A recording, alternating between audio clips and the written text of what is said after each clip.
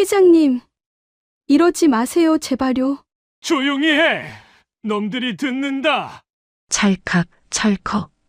90세 노인은 24살 어린 신부를 침실로 부르더니 방문을 이중으로 걸어 잠갔습니다. 겁에 질려 떨고 있는 신부에게 다가간 노인은 침대가 아닌 벽에 걸린 액자를 뜯어냈습니다. 그 뒤에는 거대한 비밀 금고가 숨겨져 있었습니다. 이걸 봐라. 이게 내가 너를 산 진짜 이유다. 찰칵, 찰컥. 금고 문이 열리고 그 안에서 나온 건 돈다발이 아닌 충격적인 서류 한 장이었습니다. 이어지는 노인의 서늘한 한마디. 놈들은 매일 밤 내 숨통을 조여오고 있다. 살고 싶다면 이 방을 나가는 순간부터 나를 속인 악녀가 되어라.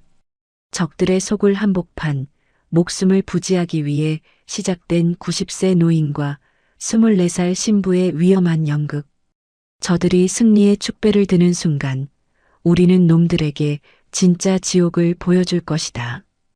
과연 금고 안에는 어떤 진실이 숨겨져 있었을까요? 사연 시작 전 구독과 좋아요 부탁드려요. 이 작은 정성이 여러분께 큰 행운을 가져다 줄 겁니다.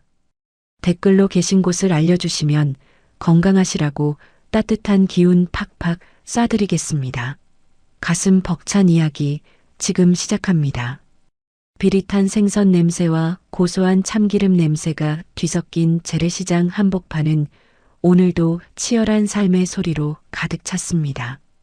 낡은 좌판 구석에서 콩나물을 다듬던 50대 여인의 손길이 분주하게 움직였죠. 그녀는 수진의 어머니였습니다. 거친 손마디는 세월의 고단함을 말해주고 있었지만 딸을 생각하는 마음 하나로 하루하루를 버티고 있었지요. 그런데 갑자기 어머니의 얼굴이 백지장처럼 하얗게 질리기 시작했습니다. 가슴을 쥐어뜯으며 거친 숨을 몰아쉬던 어머니가 바닥으로 고꾸라졌습니다. 붉은 선혈이 앞치마 위로 툭툭 떨어지더니 이내 콩나물 바구니 위로 쏟아졌습니다.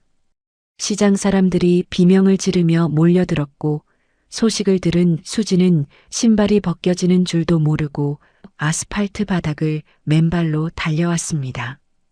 어머니를 업고 뛰는 수진의 등 위로 식은땀과 눈물이 비오듯 쏟아졌습니다. 세상이 무너지는 것 같은 절망감이 그녀의 가녀린 어깨를 짓눌렀습니다. 응급실의 차가운 공기는 수진의 뼛속까지 파고들었습니다. 소독약 냄새가 진동하는 복도 끝에서 의사가 차트를 넘기며 무미건조한 목소리로 말했습니다. 간이 이미 돌처럼 굳어버려서 이식 수술을 하지 않으면 일주일을 넘기기 힘들다는 청천벽력 같은 소리였죠. 수지는 다리에 힘이 풀려 그 자리에 주저앉을 뻔했습니다. 하지만 슬퍼할 겨를도 없었습니다. 곧이어 원무과 직원이 다가와 계산서를 내밀었으니까요. 원무과 직원이 모니터를 두드리며 수진을 쳐다보지도 않고 말했습니다. 보험이 안 되는 특수 치료라 현금으로 3억 원을 먼저 내셔야 입원이 가능합니다. 돈이 없으면 퇴원하셔야 해요. 수진이 창구 유리에 매달려 울먹이며 사정했습니다. 제발 부탁드려요. 엄마가 죽어가요. 일단 입원만이라도 시켜주세요. 제가 어떻게든 갚을게요. 직원은 귀찮다는 듯 고지서를 수진 쪽으로 툭 밀었습니다. 여기가 자선단체입니까? 규정은 규정이에요. 오늘 안으로 입금 안 되면 짐 싸셔야 합니다. 수진은 떨리는 손으로 전화기를 들었습니다. 통장 잔고는 바닥이었고 친척들은 전화를 피했습니다. 사방이 꽉 막힌 벽이었습니다. 병원 복도 구석에 쭈그리고 앉은 수진은 숨이 턱턱 막혀왔습니다. 가난하다는 이유로 어머니를 떠나보내야 한다는 사실이 가슴을 후벼 팠습니다. 그녀가 할 수 있는 건 하염없이 눈물을 흘리는 것뿐이었습니다. 며칠 후 수진이 아르바이트를 하는 요양원에 검은 그림자가 드리워졌습니다. 평화롭던 점심시간 검은 양복을 입은 사내들이 들이닥쳤습니다.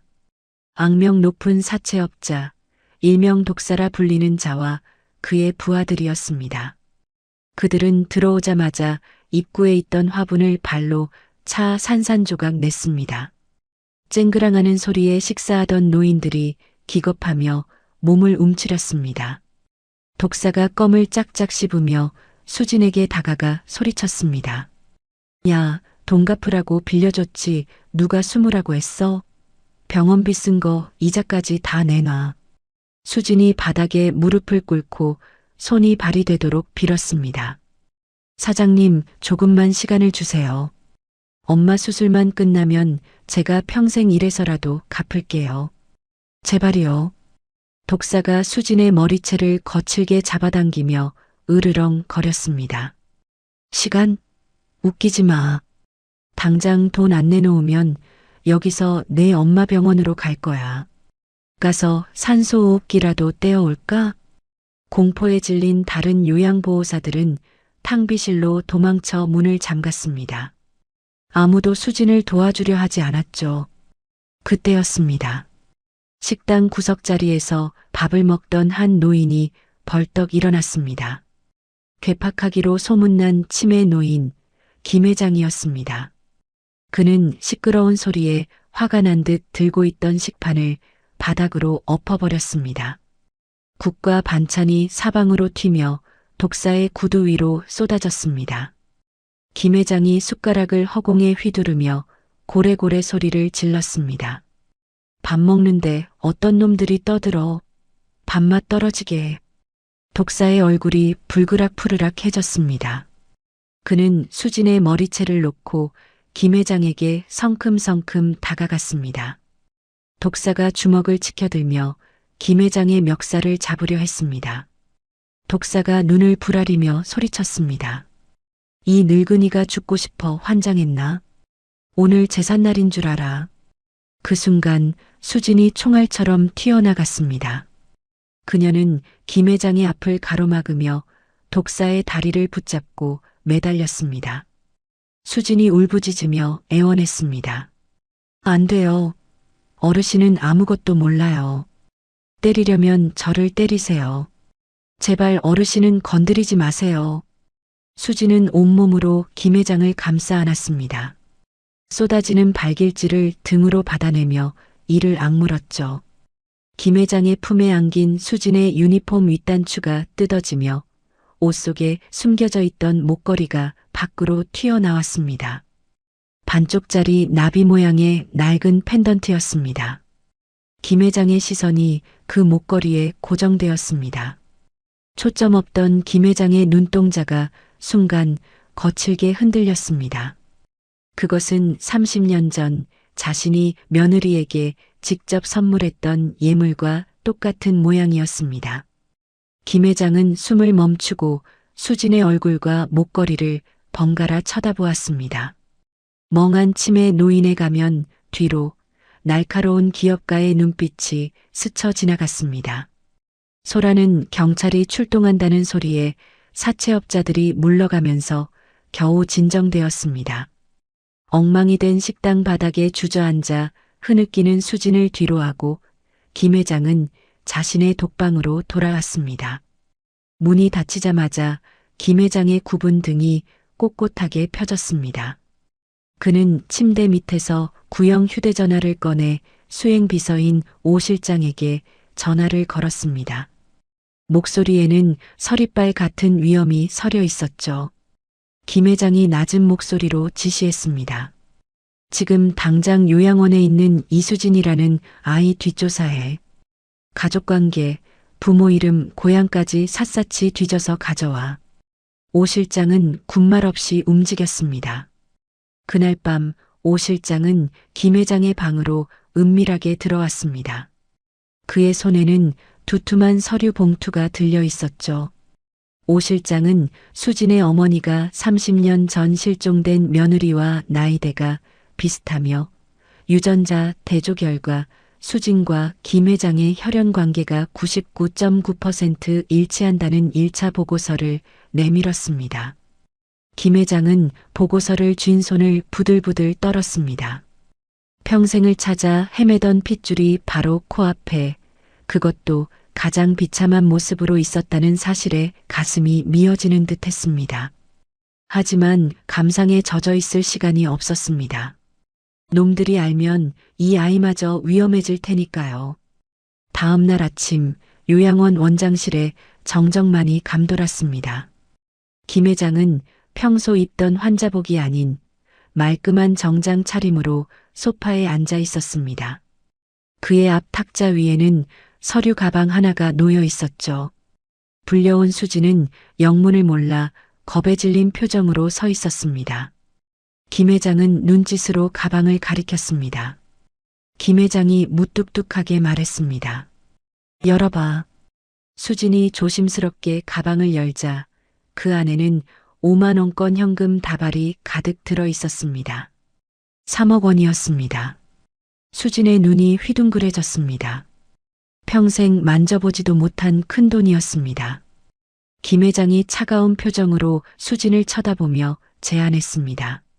내 빚 그리고 내 어미 수술비 내가 다 해결해 주마. 대신 조건이 있다. 수진이 떨리는 목소리로 물었습니다. 조건이라니요? 제가 할 수 있는 일이라면 뭐든지 하겠습니다. 김 회장이 자리에서 일어나 수진에게 한 걸음 다가갔습니다. 내 전속 간병인이 되어라. 그리고 법적으로 내 아내가 되어야 한다. 내 재산을 노리는 놈들에게서 방패막이가 되어줘야겠어. 수진은 자신의 귀를 의심했습니다. 90이 넘은 노인과 24살 처녀의 결혼이라니요. 그것은 단순한 계약이 아니라 인생을 송두리째 팔아넘기는 일이었습니다. 수치심의 얼굴이 확 달아올랐습니다. 수진이 뒷걸음질 치며 대답했습니다. 그건 안 됩니다. 어떻게 그런... 저는 못합니다. 그때 수진의 주머니 속 전화기가 울렸습니다. 병원이었습니다. 수화기 너머 의사가 다급하게 외쳤습니다. 이수진 씨, 어머님 혈압이 떨어지고 있어요. 오늘 넘기기 힘듭니다. 수술비 준비됐습니까? 결정하셔야 해요. 수진의 손에서 전화기가 스르르 미끄러졌습니다. 머릿속이 하얘졌습니다. 어머니의 얼굴이 눈앞에 아른거렸습니다. 자존심이 밥 먹여주지 않았습니다. 어머니를 살릴 수만 있다면 악마에게 영혼이라도 팔아야 했습니다. 수지는 입술을 피가 나도록 깨물며 바닥에 놓인 혼인신고서를 집어들었습니다. 눈물이 종이 위로 뚝뚝 떨어져 얼룩을 만들었습니다. 그녀는 떨리는 손으로 도장을 찍었습니다. 쾅 하는 소리와 함께 수진의 청춘이 붉은 인주 속에 갇혀버렸습니다. 김 회장은 수진이 나간 뒤 서류를 품에 넣으며 창밖을 바라보았습니다. 그의 눈빛은 더 이상 치매 노인의 것이 아니었습니다. 그는 맹수처럼 번뜩이는 눈으로 어딘가를 응시했습니다. 김 회장이 오 실장에게 나직이 명령했습니다. 예식장은 서울에서 제일 비싸고 화려한 곳으로 잡아. 그리고 내 조카 놈한테 청첩장 제일 먼저 보내. 놈들이 내 핏줄을 알아채지 못하게 아주 완벽한 쇼를 보여줘야 하니까. 다음 날 아침 대한민국은 발칵 뒤집혔습니다. 90이 넘은 재벌 회장과 24살 꽃다운 처녀의 결혼 소식은 조간신문 일면을 도배했습니다. 재벌가의 기행인가, 현대판 매매혼인가, 돈에 팔려가는 20대 신부 같은 자극적인 헤드라인들이 쏟아져 나왔습니다. 인터넷 댓글창은 차마 눈뜨고 볼 수 없을 만큼 험한 말들로 가득 찼죠. 할아버지 냄새나서 어떻게 사냐, 유산 노리고 작정했네 같은 조롱들이 수진의 가슴에 비수처럼 꽂혔습니다. 수진은 세상 모든 사람들이 자신을 향해 손가락질하는 것만 같아 고개를 들 수 없었습니다. 하지만 그녀는 어머니의 수술이 잡혔다는 병원의 연락 하나만을 동아줄처럼 붙잡고 버텼습니다. 결혼식 일주일 전부터 수진은 강남의 최고급 뷰티숍으로 끌려다녔습니다. 직원들은 겉으로는 신부님, 너무 아름다우세요라며 웃었지만 수진이 탈의실에 들어가자마자 쑥덕거리는 소리가 들려왔습니다. 한 직원이 혀를 차며 속삭였습니다. 야, 진짜 돈이 좋긴 좋은가 봐. 저 나이에 저런 쭈구렁 할배랑 비위도 좋아. 그러자 다른 직원이 킬킬대며 맞장구 쳤습니다. 그러게. 나 같으면 100억을 줘도 못해. 밤에 무서워서 어떻게 자냐? 수지는 탈의실 거울 속에 비친 자신의 모습을 멍하니 바라보았습니다. 화려한 드레스와 보석으로 치장했지만 그 속의 자신은 텅 빈 껍데기 같았습니다. 눈물이 주르륵 흘러내려 공들인 화장을 망가뜨렸습니다. 드디어 결혼식 당일이 밝았습니다. 식장은 서울 시내 전경이 한눈에 내려다 보이는 특급 호텔이었습니다. 정재계 인사들과 호기심에 찬 구경꾼들이 인산인해를 이루었죠. 식장 입구에는 축하 화환 대신 기자들의 카메라 플래시가 번쩍거렸습니다. 하객석 맨 앞줄, 소위 VIP석에는 김 회장의 조카이자 그룹의 실세인 김 전무와 그의 아내 최미란이 앉아 있었습니다. 최미란은 고개를 삐딱하게 기울인 채 팔짱을 끼고 신부 대기실 쪽을 노려보았습니다. 최미란이 남편에게 귓속말을 했습니다. 여보, 저 계집애 꼴 좀 봐. 어디서 굴러먹다 왔는지 빈티가 줄줄 흐르네. 아버님도 참 노망이 나셔도 단단히 나셨지. 김 전무가 비릿한 미소를 지으며 대답했습니다. 나도. 어차피 며칠 못 가. 아버님 돌아가시면 적각 계집 내쫓는 건 일도 아니야. 신부 대기실 문이 벌컥 열렸습니다. 최미란이 들어왔습니다. 그녀의 손에는 붉은 와인이 찰랑거리는 잔이 들려 있었죠. 수진은 흠칫 놀라 자리에서 일어났습니다. 최미란은 수진의 머리부터 발끝까지 훑어보더니 과장된 웃음을 터뜨렸습니다. 최미란이 수진에게 다가와 말했습니다. 어머, 새어머니. 아니지. 나보다 한참 어리니까 그냥 너라고 해도 되지? 축하해. 드디어 팔자를 고쳤네. 수진이 고개를 숙이며 작게 대답했습니다. 감사합니다. 사모님. 최미란의 눈매가 표독스럽게 변했습니다. 감사? 네가 감히 어디서 사모님 소리를 해? 주제 파악 좀 해. 최미란은 들고 있던 와인잔을 수진 쪽으로 획 기울였습니다. 붉은 와인이 수진의 순백색 웨딩드레스 정면으로 콸콸 쏟아졌습니다. 가슴부터 치맛자락까지 붉은 얼룩이 흉측하게 번져나갔습니다. 수진은 비명을 지르며 뒤로 물러섰지만 이미 늦은 뒤였습니다. 최미란이 입을 가리며 놀란 척 연기했습니다. 어머, 어떡해. 손이 미끄러졌네. 미안해서 어쩌니? 여벌 드레스는 준비 안 했지? 식이 5분 남았는데 그 꼴로 들어가야겠네. 최미란은 수진의 귀에 대고 나직이 속삭였습니다. 기억해. 걸레는 아무리 빨아도 걸레야. 이 드레스처럼 넌 평생 더러운 얼룩이야. 수진은 모욕감에 온몸이 부들부들 떨렸습니다. 하지만 지금 뛰쳐나가면 어머니의 수술비도 병원 치료도 다 물거품이 될 것이었습니다. 수진은 눈물을 삼키며 얼룩진 드레스 자락을 꽉 쥐었습니다. 결혼 행진곡이 울려 퍼지고 식장 문이 열렸습니다. 하객들의 시선이 일제히 입구로 쏠렸습니다. 그리고 곧장 경악과 조롱 섞인 탄식이 터져나왔습니다. 붉은 와인 얼룩이 선명한 드레스를 입은 신부. 마치 피를 뒤집어 쓴 것 같은 기괴한 모습이었습니다. 하객 중 한 사람이 옆 사람을 툭 치며 말했습니다. 세상에 저 꼴 좀 봐. 제정신이야? 저러고 식을 올린대? 그러자 옆에 있던 다른 하객이 혀를 쯧쯧 찼습니다.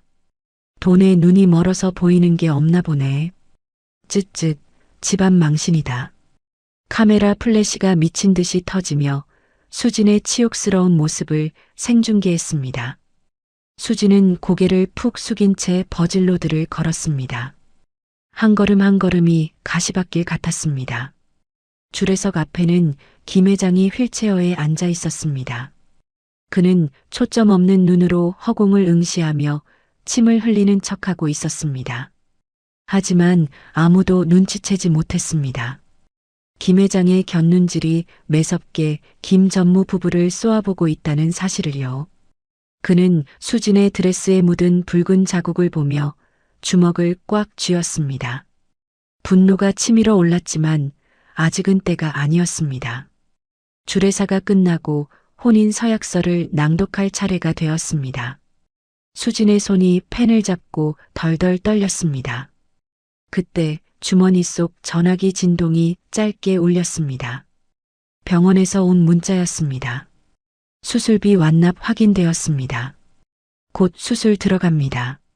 수진은 그 문자를 마음속으로 되뇌며 입술을 깨물었습니다. 엄마만 살면 돼. 엄마만 살면 나는 아무래도 괜찮아. 그녀는 눈을 질끈 감고 서명란에 이름을 적었습니다. 식이 끝나고 피로연이 이어졌습니다. 김 전무는 이미 술이 거나하게 취해 있었습니다. 그는 비틀거리며 수진에게 다가왔습니다. 술 냄새가 확 풍겨왔습니다. 김 전무는 수진의 어깨를 끈적하게 감싸쥐었습니다. 수진이 흠칫 놀라 몸을 피하려 했지만 그의 악력이 더 강했습니다. 김 전무가 음흉한 미소를 지으며 말했습니다. 야, 새어머니. 우리 아버님 오늘 밤 힘이나 쓰시겠어? 노인네가 뭐 할 줄이나 알겠냐고. 수진이 겁에 질려 떨리는 목소리로 말했습니다. 이거 놓으세요. 전무님 취하셨어요. 김 전무가 수진의 얼굴 가까이 다가와 속삭였습니다. 내숭 떨지 마. 너 돈 때문에 온 거잖아. 외로우면 내 방으로 와. 내가 아버님 목까지 챙겨줄게. 응? 수진은 공포에 질려 비명조차 나오지 않았습니다. 그때였습니다. 옆 테이블에 앉아있던 김 회장이 갑자기 괴성을 질렀습니다.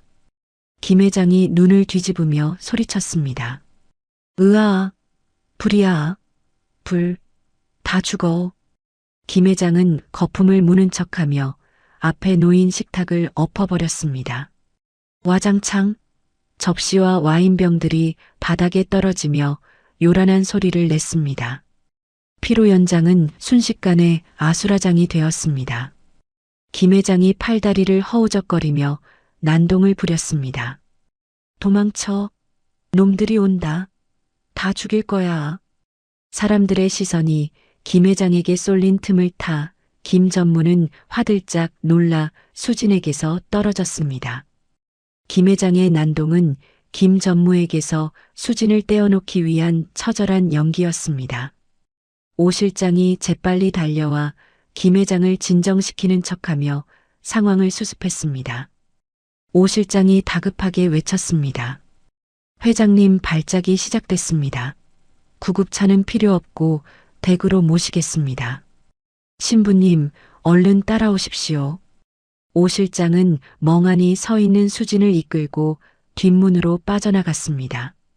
검은 리무진이 대기하고 있었습니다.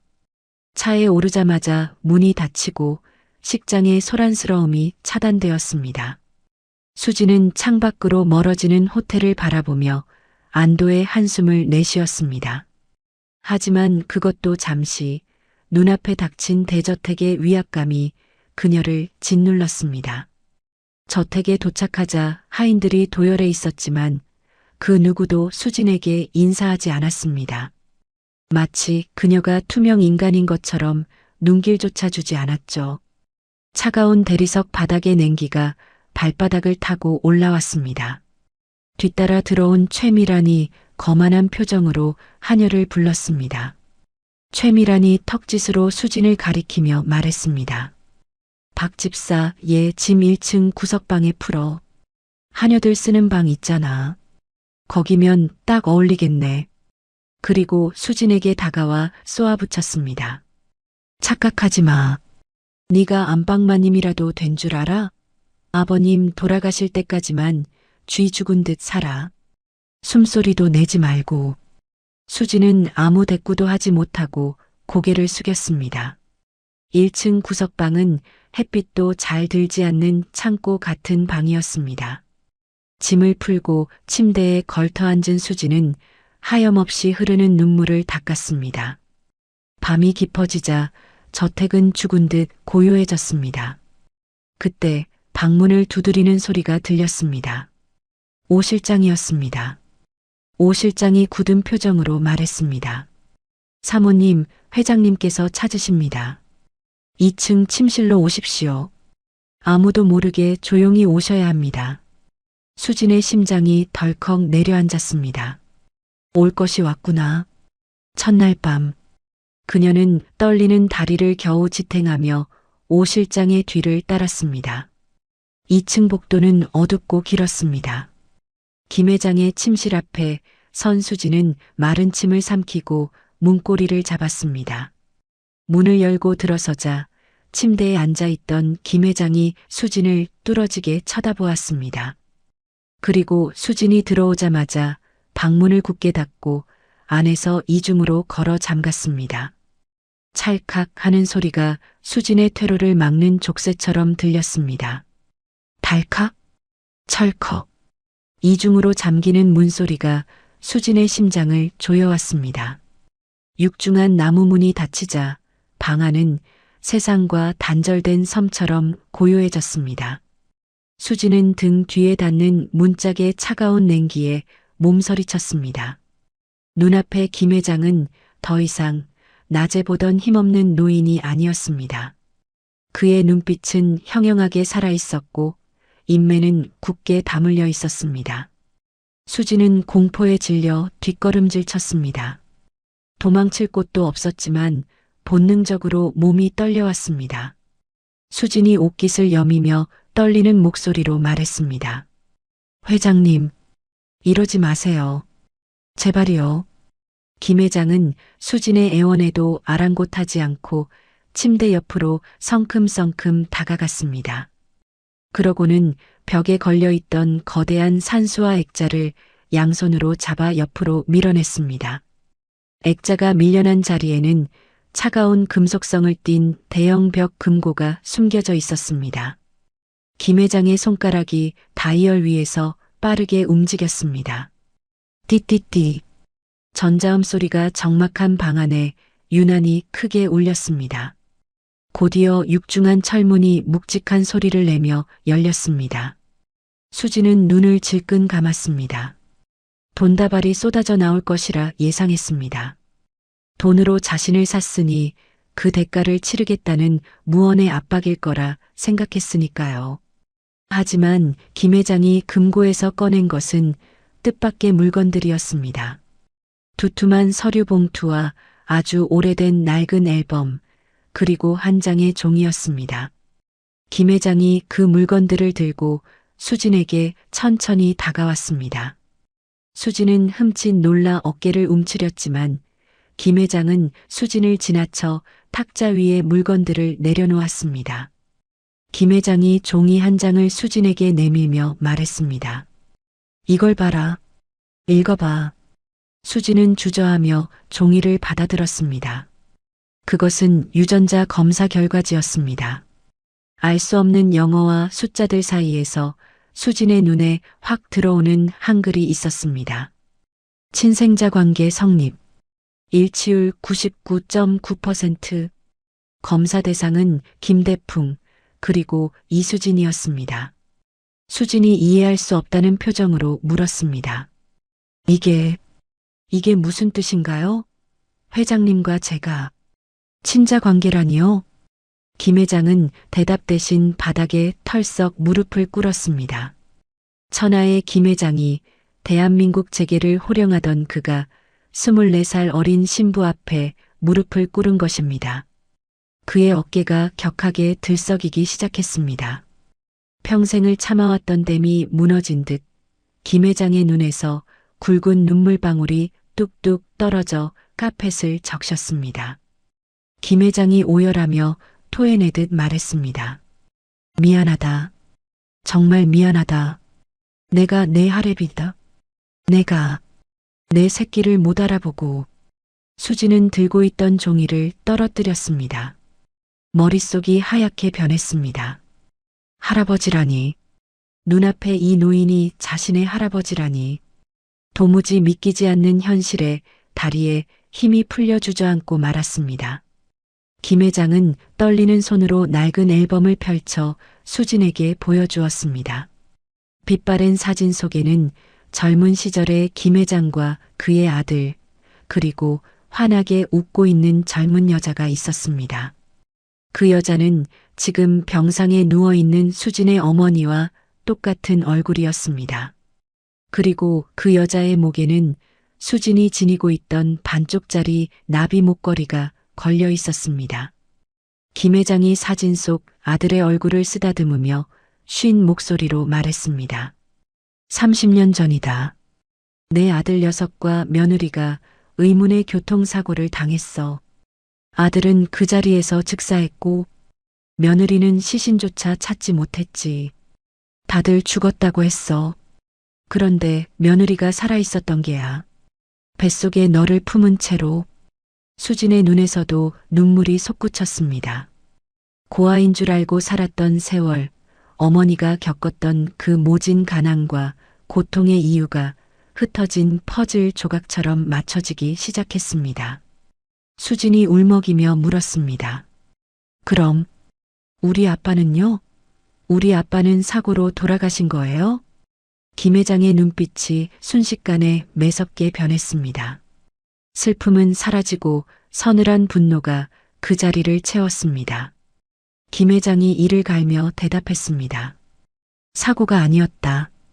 그건 살인이었어. 내 조카놈, 지금 아래층에서 코골며 자고 있는 김전무짓이다. 수지는 입을 틀어막았습니다. 김전무. 오늘 결혼식장에서 자신을 성희롱하고 모욕했던 그 남자. 그가 자신의 아버지를 죽이고 어머니를 내쫓은 원수라니. 온몸에 소름이 돋았습니다. 김 회장이 주먹을 꽉 쥐며 말을 이었습니다. 놈은 후계자 자리가 탐나서 내 아들을 죽였어. 그리고 기억을 잃은 며느리를 빼돌려 버렸지. 내가 그 사실을 알았을 땐 이미 증거가 다 사라진 뒤였어. 놈은 내가 죽기만을 기다리고 있다. 내가 죽으면 회사를 통째로 집어삼키려고. 김 회장은 품에서 또 다른 서류 봉투를 꺼내 수진에게 건넸습니다. 서울대학병원의 로고가 찍힌 진단서였습니다. 병명은 췌장암 말기. 기대 여명 3개월. 수진이 떨리는 목소리로 진단서를 읽어 내려갔습니다. 췌장암 말기요? 할아버지, 정말이에요? 김 회장이 담담하게 고개를 끄덕였습니다. 길어야 3개월이다. 내 시간이 얼마 남지 않았어. 수진아, 잘 들어라. 내가 너를 찾았다는 걸 놈들이 알면 너와 내 어미는 쥐도 새도 모르게 죽는다. 놈들은 이미 사람을 죽여본 놈들이야. 수진은 공포에 질려 김 회장의 손을 잡았습니다. 거칠고 투박한 손이었지만 세상에서 가장 따뜻한 핏줄의 온기가 느껴졌습니다. 김 회장이 수진의 손을 꽉 잡으며 당부했습니다. 그래서 위장을 한 거다. 넌 내 손녀가 아니라 돈에 팔려온 꽃뱀 아내가 되어야 해. 법적으로 우린 부부가 될 수 없어. 나중에 호적을 바로잡으면 그만이다. 하지만 지금은 철저히 놈들을 속여야 해. 수지는 눈물을 닦았습니다. 더 이상 울고 있을 때가 아니었습니다. 어머니를 살리기 위해, 억울하게 죽은 아버지를 위해, 그리고 자신을 지키기 위해 싸워야 했습니다. 소녀의 눈빛에서 두려움이 사라지고 비장한 결의가 차올랐습니다. 수진이 단호한 목소리로 말했습니다. 할게요. 할아버지, 저놈들 제가 다 갚아줄 거예요. 우리 엄마랑 아빠 인생 망친 데가 톡톡히 치르게 할 거예요. 김 회장은 금고 깊숙한 곳에서 작은 USB 하나를 꺼내 수진의 손에 쥐어주었습니다. 그것은 김 전무가 지난 10년 동안 회사 공금을 횡령하고 정치권에 불법 로비를 한 내역이 담긴 비밀 장부였습니다. 김 회장이 비장하게 말했습니다. 이게 놈의 목줄이다. 하지만 지금 터뜨리면 안 돼. 더 결정적인 순간 놈이 가장 방심했을 때 숨통을 끊어야 한다. 그때까지 넌 철저하게 바보 연기를 해라. 사치스럽고 돈만 밝히는 무식한 여자. 그게 너를 살릴 가면이다. 그날 밤 새벽이 밝아올 때까지 할아버지와 손녀는 머리를 맞대고 복수의 설계를 시작했습니다. 김 회장은 김 전무의 약점과 습관, 회사 내부의 파벌 관계를 하나하나 설명했고 수지는 그것들을 스펀지처럼 흡수했습니다. 창밖이 푸르스름하게 밝아오자 수지는 거울 앞에 앉았습니다.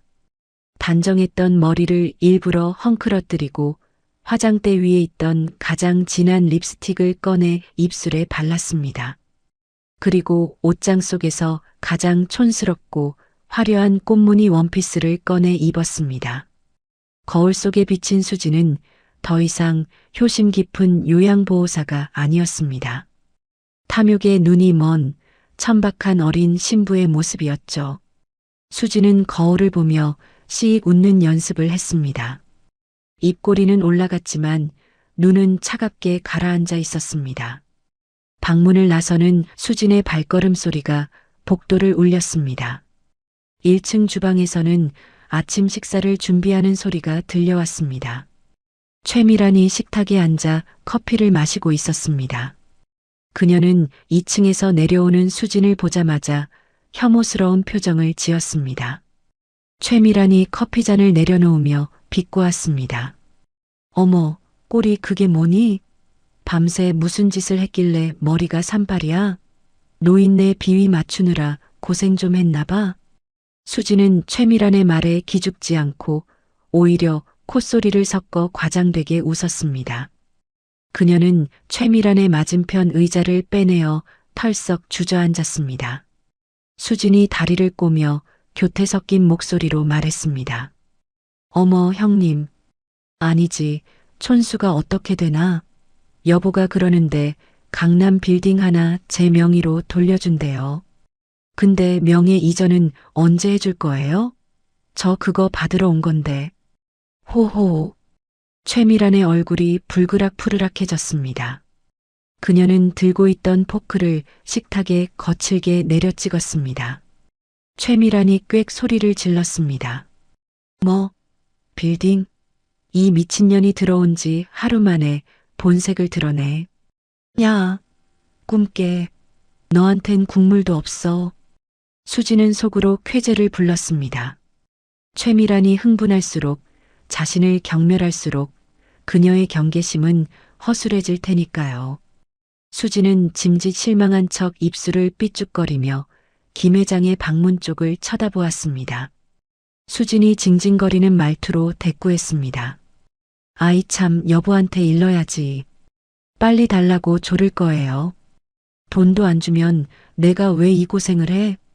문 밖에서 이 모든 대화를 듣고 있던 김 전무는 방 안에서 회심의 미소를 지었습니다.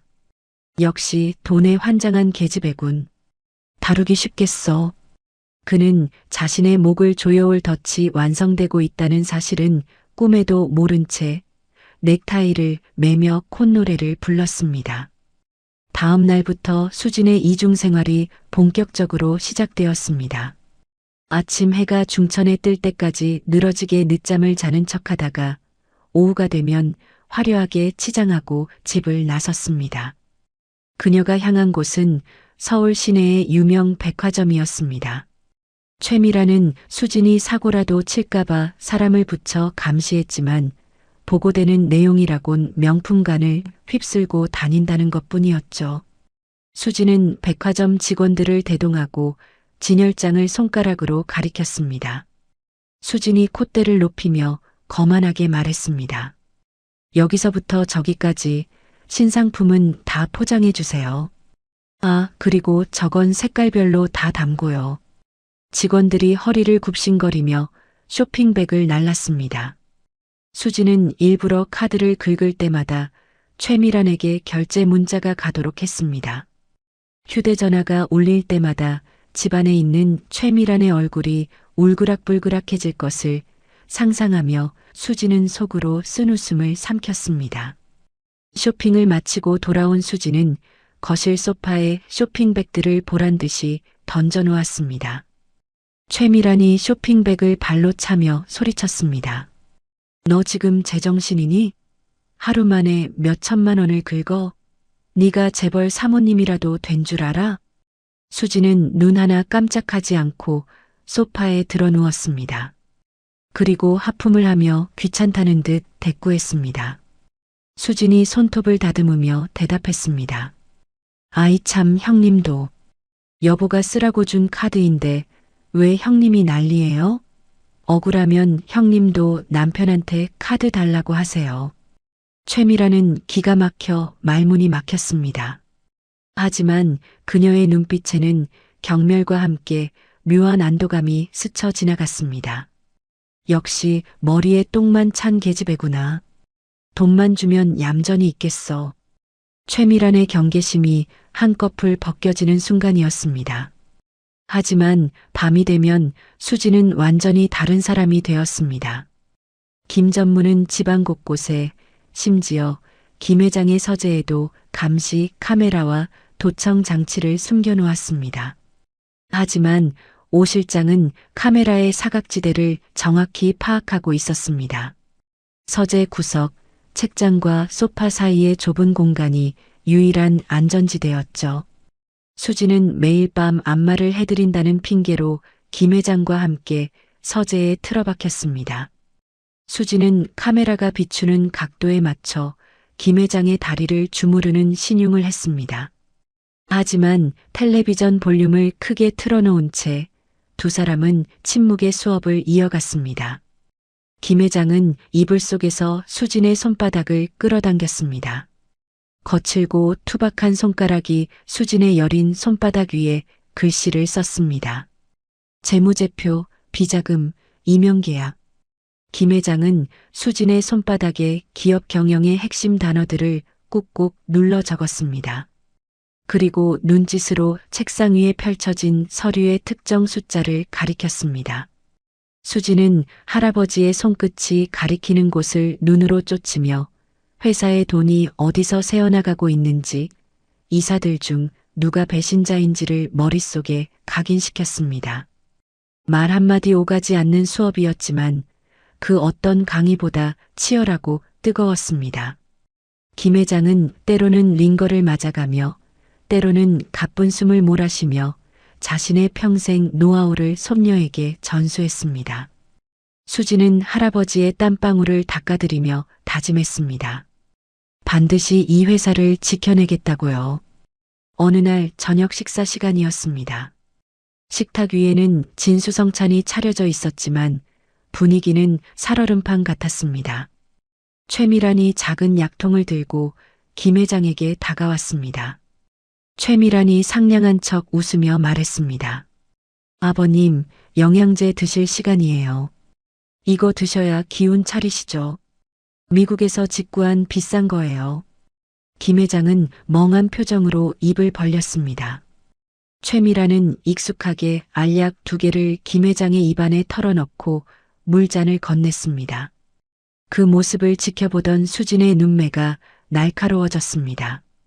며칠 전까지만 해도 하얀색이었던 알약이 오늘은 미세하게 탁한 회색빛을 띠고 있었습니다. 아주 작은 차이였지만 매일 할아버지의 약을 유심히 관찰해온 수진의 눈을 속일 순 없었습니다. 수진이 벌떡 일어나며 일부러 물컵을 쳤습니다. 아, 뜨거. 수진의 팔에 부딪힌 물컵이 김 회장 쪽으로 쏟아졌습니다. 최미란이 비명을 지르며 물러서는 사이 수진은 재빨리 손수건을 꺼내 김 회장의 입가를 닦았습니다. 수진이 호들갑을 떨며 소리쳤습니다. 어머 여보, 괜찮으세요? 제가 칠칠 맞아서 물을 쏟았네요. 옷 다 젖으셨네. 수진은 김 회장의 입안에 있던 알약을 손수건과 함께 감쪽같이 빼냈습니다. 그리고는 미리 주머니에 준비해둔 진짜 비타민을 김 회장의 손에 쥐어주며 눈짓을 보냈습니다. 김 회장은 찰나의 순간 수진의 의도를 알아채고 비타민을 꿀꺽 삼켰습니다. 수진이 젖은 손수건을 주머니에 넣으며 말했습니다. 죄송해요, 형님. 제가 빨래는 다시 해놓을게요. 최미라는 인상을 찌푸리며 혀를 찼습니다. 가지가지 한다, 정말. 밥상머리에서 뭐 하는 짓이야? 아버님, 약 다 드셨어요? 김 회장이 입을 벌려 텅 빈 입안을 보여주었습니다. 최미라는 안도의 한숨을 내쉬며 돌아섰습니다. 그날 밤 수지는 오 실장을 통해 빼돌린 알약의 성분 분석을 의뢰했습니다. 결과는 충격적이었습니다. 그 약은 영양제가 아니었습니다. 인지 기능을 서서히 마비시키고 심장 박동을 불규칙하게 만들어 돌연사를 유도하는 신종 독성 약물이었습니다. 수지는 결과지를 쥐고 부들부들 떨었습니다. 밥상머리에서 웃으며 독약을 먹이는 며느리. 그들은 인간이 아니라 악마였습니다. 수진이 눈물을 글썽이며 김 회장에게 말했습니다. 할아버지, 당장 경찰에 신고해요. 저 사람들이 할아버지를 죽이려고 해요. 김 회장이 고개를 저으며 수진의 손을 잡았습니다. 아직이다.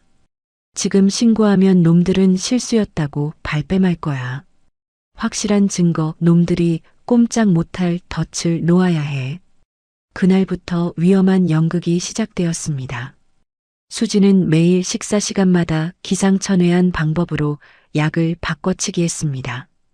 때로는 재채기를 해서, 때로는 반찬을 떨어뜨려서 시선을 분산시킨 뒤 독약을 빼내고 비타민을 먹였습니다. 김 회장의 연기도 절정에 달했습니다. 그는 비타민을 먹은 뒤 마치 독약 기운이 퍼지는 것처럼 손을 심하게 떨거나 헛소리를 중얼거렸습니다. 김 회장이 초점 없는 눈으로 허공을 휘저으며 중얼거렸습니다. 거기 누구냐? 내 돈 내놔라. 도둑놈들아. 멀리서 그 모습을 지켜보던 김 전무와 최미라는 회심의 미소를 교환했습니다. 약발이 제대로 듣고 있어. 뇌가 녹아내리고 있다는 증거야. 며칠 안 남았네. 김 전무는 김 회장의 상태가 악화되었다고 확신하고 마침내 검은 발톱을 드러냈습니다. 며칠 후 김 전무가 두툼한 서류 뭉치를 들고 김 회장의 방을 찾았습니다. 회사의 알짜배기 땅인 성수동 공장 부지를 자신의 페이퍼 컴퍼니에 헐값으로 넘기겠다는 외곽 서류였습니다. 김 전무가 서류를 들이밀며 다정하게 말했습니다. 아버님, 회사 사정이 어려워서 이 땅을 좀 팔아야겠습니다. 도장만 찍어주시면 됩니다. 제가 다 알아서 처리할게요. 김 회장은 침을 흘리며 멍한 표정으로 김 전무를 쳐다보았습니다. 그는 손을 덜덜 떨며 도장을 찍기를 주저하는 척했습니다. 김 전무의 표정이 초조해지기 시작했습니다. 그때 옆에서 과일을 깎던 수진이 끼어들었습니다. 수진이 눈을 반짝이며 탐욕스러운 목소리로 물었습니다. 전무님, 그게 뭔데 여보한테 도장을 찍으라고 해요? 혹시 돈 되는 거예요? 김 전무가 귀찮다는 듯 대답했습니다. 새어머니는 몰라도 됩니다. 회사 일이에요. 아, 도장 찍으시면 제가 용돈 좀 두둑하게 챙겨드리지요. 용돈이라는 말에 수진의 표정이 확 바뀌었습니다. 그녀는 과도를 내려놓고 김 회장의 팔을 잡아 흔들었습니다. 수진이 김 회장의 귀에 대고 큰 소리로 졸랐습니다. 여보, 전무님이 용돈 준대잖아. 빨리 찍어줘요. 나 사고 싶은 가방 있단 말이야. 응? 빨리. 김 회장은 못 이기는 척 하지만 김 전무가 눈치채지 못하게 미세하게 손끝에 힘을 주어 서류의 지장을 꾹 눌렀습니다. 선명한 붉은색 지문이 종이 위에 찍혔습니다. 김 전무는 쾌재를 부르며 서류를 챙겼습니다. 김 전무가 수진에게 윙크를 하며 말했습니다. 역시 새어머니 덕분에 일이 쉽네요. 내일 봉투 하나 보내드릴게. 김 전무가 휘파람을 불며 방을 나가자 방 안의 공기가 순식간에 무겁게 가라앉았습니다. 김 회장은 떨리는 손으로 입가를 닦으며 침대에 쓰러지듯 누웠습니다. 극도의 긴장감과 연기로 인한 피로가 몰려온 탓이었습니다. 수진이 다급하게 문을 잠그고 김 회장에게 달려갔습니다. 할아버지, 괜찮으세요? 김 회장은 가쁜 숨을 몰아쉬며 피 섞인 기침을 토해냈습니다. 하얀 이불 위에 붉은 핏자국이 튀었습니다. 수진은 기겁하며 오 실장을 부르려 했지만 김 회장이 수진의 팔을 꽉 잡았습니다. 김 회장이 쉰 목소리로 말했습니다. 안 된다. 병원에 가면 안 돼. 독약 성분이 안 나온 게 들통나면 다 끝장이야. 참아야 해. 수진은 눈물을 흘리며 할아버지의 등을 두드려 주었습니다. 할아버지, 조금만 더 버텨주세요. 제가 저놈들 다 지옥으로 보낼게요. 김 회장은 고통 속에서도 희미하게 미소 지었습니다. 방금 찍은 그 지장은 김 전무에게는 승리의 보증수표였겠지만 사실은 그의 파멸을 알리는 사망선고나 다름없었습니다. 헐값 매각은 명백한 배임 행위였고 수지는 그 현장의 유일한 목격자이자 공범을 가장한 내부 고발자가 되었으니까요. 밤이 깊어갔습니다. 천둥 소리가 멀리서 들려오고 있었습니다. 폭풍 전야의 고요함 속에서 할아버지와 손녀는 서로의 온기에 의지하며 다가올 전쟁을 준비하고 있었습니다. 한 달이라는 시간이 흘렀습니다. 김 전무는 최근 들어 수진이 단순한 백치 아닐 수도 있다는 의심을 품기 시작했습니다. 아무리 돈에 눈이 먼 여자라지만 중요한 순간마다 묘하게 일이 꼬이고 김 회장의 상태가 오락가락하는 것이 영 찜찜했기 때문입니다. 김 전무는 아내 최미란과 모의하여 수진을 확실하게 집에서 내쫓을 함정을 팠습니다.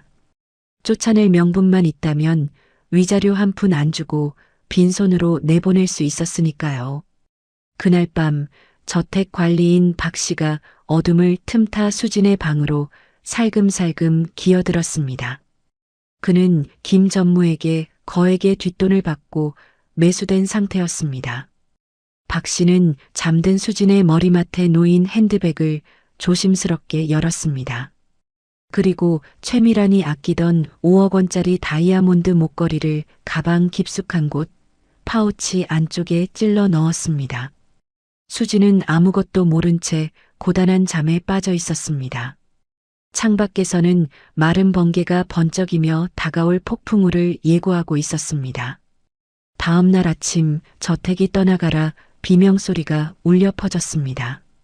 최미란이 거실을 뛰어다니며 고래고래 소리를 질렀습니다.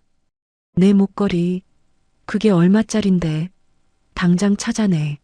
못 찾으면 너희들 다 잘릴 줄 알아.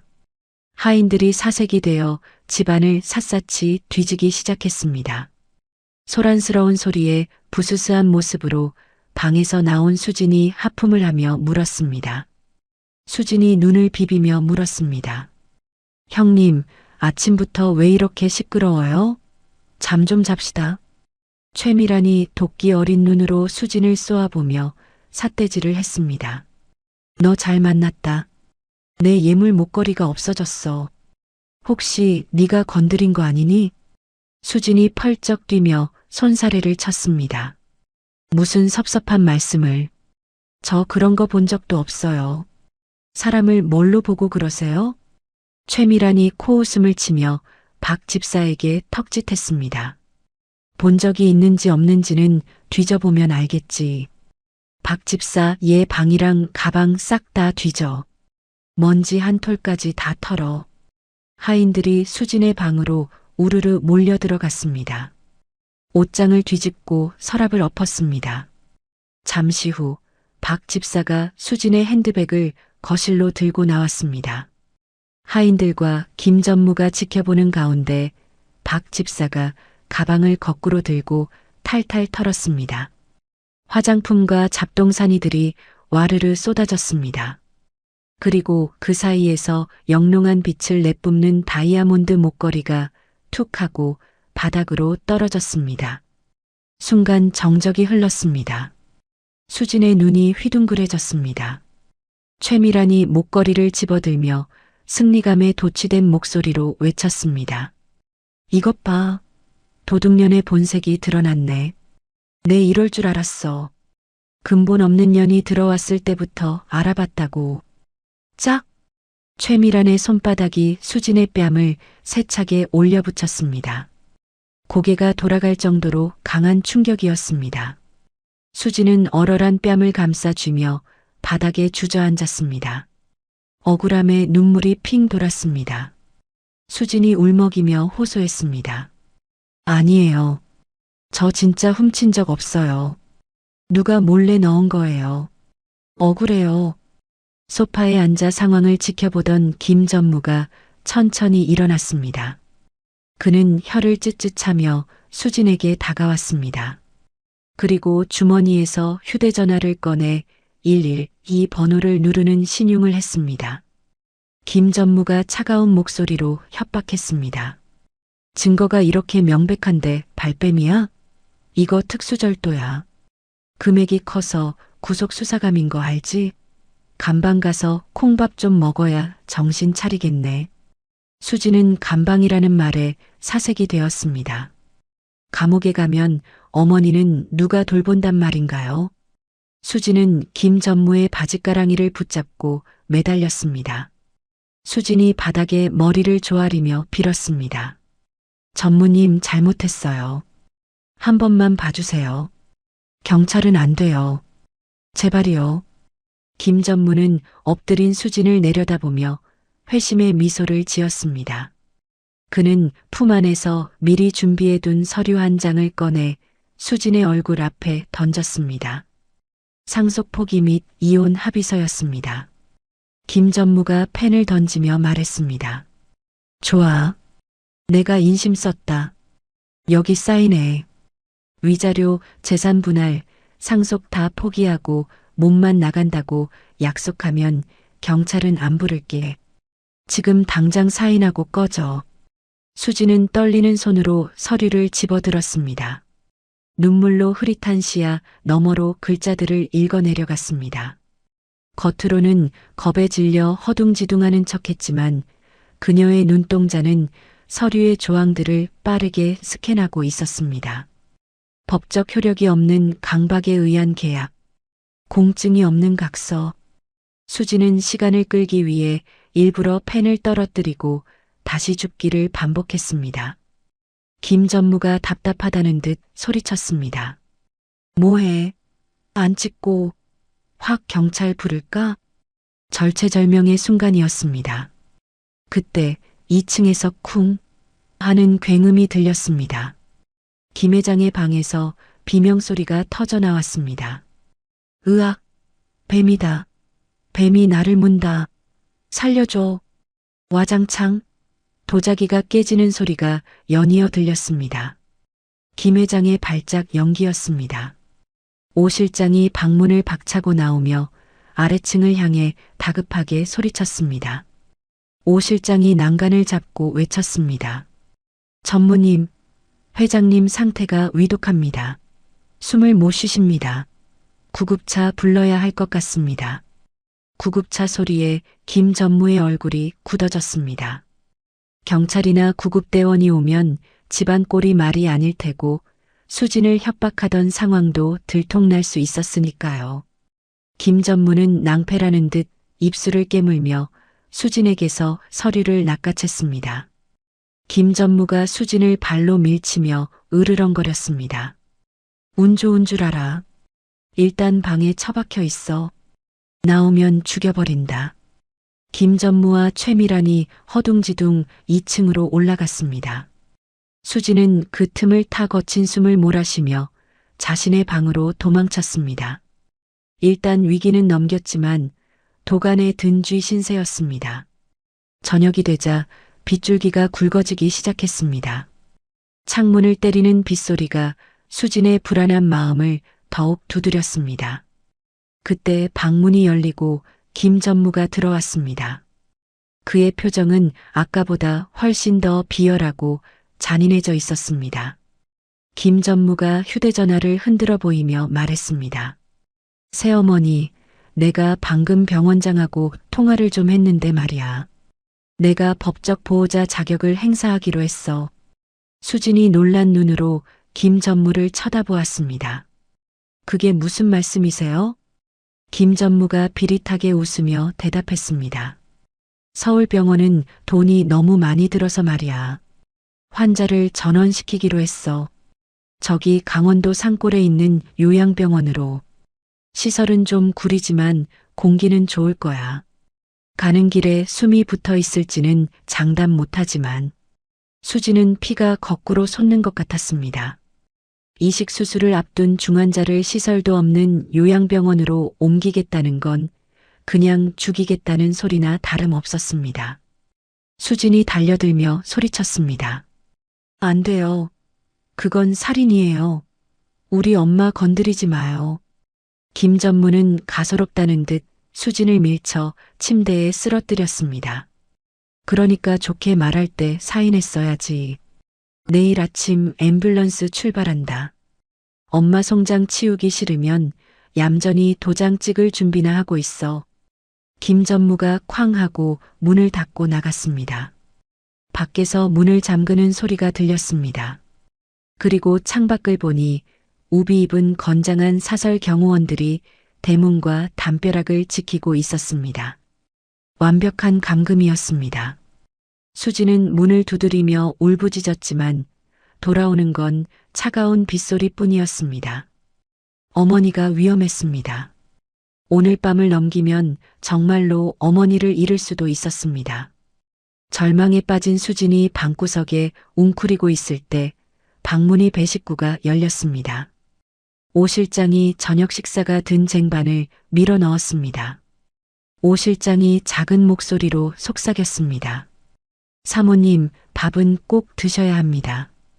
그래야 힘을 씁니다. 수지는 밥 생각이 없었지만 오 실장의 눈빛이 무언가를 말하고 있었습니다. 수지는 떨리는 손으로 밥그릇을 들어 올렸습니다. 그 밑에 작게 접힌 쪽지 하나가 숨겨져 있었습니다.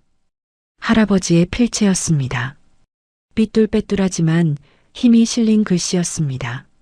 수진아, 놈들이 오늘 밤 내 어미를 빼돌릴 거다. 지금 당장 나가야 한다. 대문은 막혔다.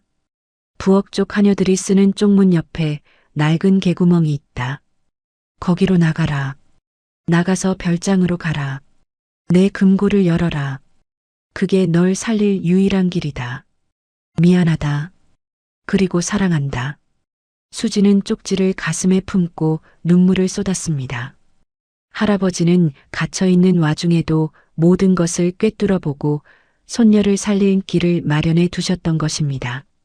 수지는 눈물을 닦고 일어섰습니다. 더 이상 울고 있을 시간이 없었습니다. 그녀는 화려한 드레스를 벗어던지고 움직이기 편한 트레이닝복으로 갈아입었습니다.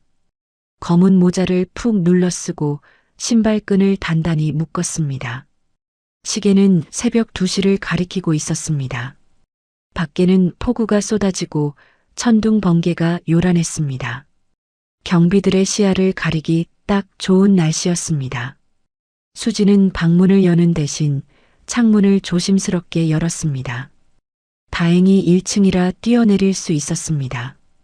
빗속으로 몸을 던진 수지는 진흙탕을 기어 부엌 뒤편으로 향했습니다. 경호원들은 정문과 후문만 지키고 있었습니다. 수지는 덤불 속에 몸을 숨기고 엎드려 기었습니다. 차가운 진흙이 얼굴과 옷을 엉망으로 만들었지만 신경 쓰지 않았습니다. 드디어 할아버지가 말한 개구멍이 보였습니다. 예전에 셰퍼드를 키울 때 쓰던 구멍이라 사람이 통과하기엔 턱없이 좁아 보였습니다. 하지만 수진에게는 선택지가 없었습니다. 수지는 개구멍에 머리부터 밀어 넣었습니다. 어깨가 벽돌에 긁혀 찢어지는 고통이 느껴졌습니다. 살점이 떨어져 나가는 것 같았지만 비명을 지를 수도 없었습니다. 그녀는 빗물 섞인 흙탕물을 마시며 팔꿈치로 땅을 찍어 몸을 끌어당겼습니다. 엄마, 조금만 기다려. 내가 갈게. 할아버지, 제가 꼭 구해낼게요. 마침내 수진의 몸이 담벼락 밖으로 빠져나왔습니다. 온몸이 흙투성이가 된 수진은 빗속에서 비틀거리며 일어났습니다. 그녀의 눈은 어둠 속에서도 형형하게 빛나고 있었습니다. 수진은 빗물을 닦아내지도 않은 채 택시가 다니는 큰 길을 향해 미친 듯이 달리기 시작했습니다. 번개가 칠 때마다 그녀의 그림자가 길게 늘어졌습니다. 그것은 마치 복수를 다짐한 전사의 그림자처럼 보였습니다. 폭풍우가 휩쓸고 지나간 다음 날 아침, 저택에는 기이한 정적이 감돌았습니다. 김 회장의 방은 숨소리 하나 들리지 않을 만큼 고요했죠. 김 회장은 침대에 누워 미동도 하지 않았습니다. 눈은 굳게 감겨 있고 입은 벌어진 채 가쁜 숨만 간신히 내쉬고 있었어요. 누가 봐도 영락없는 혼수 상태였습니다. 밤새 수진이 탈출한 사실을 알고 길길이 날뛰던 김 전무가 방으로 들어왔습니다. 그는 김 회장의 코 밑에 손가락을 대보더니 비열한 웃음을 터뜨렸습니다. 김 전무가 최미란을 보며 킬킬거렸습니다. 야, 미란아. 드디어 노인네가 갈 때가 됐나 보다. 인사불성이네, 인사불성. 최미란이 김 회장의 팔을 꼬집어 보며 대꾸했습니다. 어머, 진짜네. 아무 반응도 없어. 꼴 좋다. 그 계집에 도망간 충격에 쓰러졌나 봐. 김 전무는 콧노래를 부르며 어딘가로 전화를 걸었습니다. 긴급 이사회를 소집하라는 지시였습니다. 김 전무가 전화기에 대고 소리쳤습니다. 나야. 지금 당장 이사들 다 불러 모아. 안건은 회장 해임이랑 신임 회장 선출이다. 오늘 안에 끝장낸다. 전화를 끄는 김 전무는 하인들을 시켜 김 회장을 짐짝처럼 들것에 실었습니다. 그들은 김 회장을 본체 뒤편에 있는 허름한 별채 감금실로 옮겼습니다. 창문 하나 없는 그곳에 김 회장을 던져놓고 산소호흡기 하나만 달랑 꽂아두었죠. 사실상 굶어 죽으라는 뜻이나 다름없었습니다. 철커덕 감금실에 무거운 철문이 잠기는 소리가 들렸지만 김 회장은 눈썹 하나 까딱하지 않았습니다. 그는 김 전무를 완벽하게 속이기 위해 자신의 숨소리까지 조절하며 죽은 듯이 누워 있었습니다. 그 시각 수지는 흙탕물 범벅이 된 채로 경기도 양평의 깊은 산속 별장에 도착했습니다. 억수같이 쏟아지는 비를 뚫고 오느라 온몸이 덜덜 떨렸지만 멈출 수가 없었지요.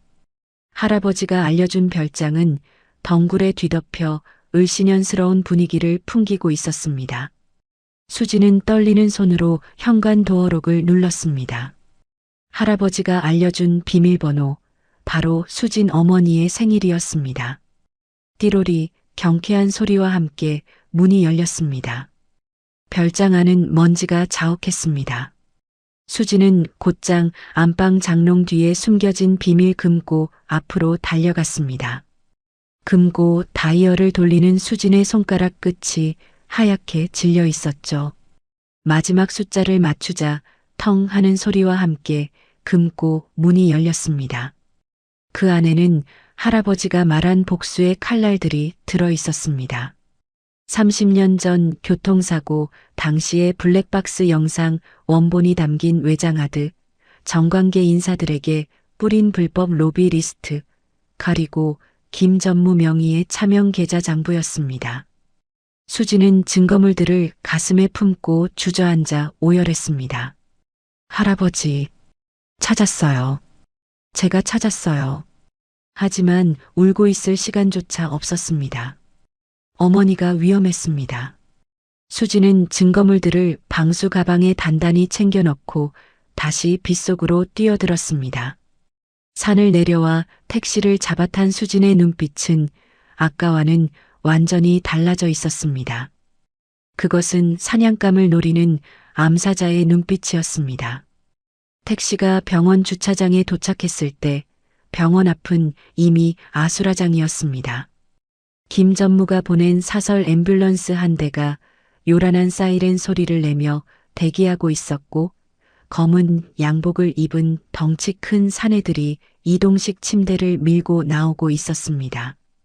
침대 위에는 산소호흡기를 쓴 수진의 어머니가 의식 없이 누워 있었죠. 수진이 택시에서 뛰어내리며 비명을 질렀습니다. 안 돼. 우리 엄마 어디로 데려가는 거야? 당장 멈춰. 수진은 달리는 침대 앞을 가로막았습니다. 깡패 하나가 수진을 거칠게 밀쳤습니다. 수진은 아스팔트 바닥에 나뒹굴었지만 다시 일어나 침대 바퀴를 붙잡고 늘어졌습니다. 깡패가 수진의 멱살을 잡으며 욕설을 퍼부었습니다. 이 여자가 돌았나? 비켜. 전무님 명령이다. 지방으로 모시란다. 수진이 깡패의 팔을 물어뜯으며 악을 썼습니다.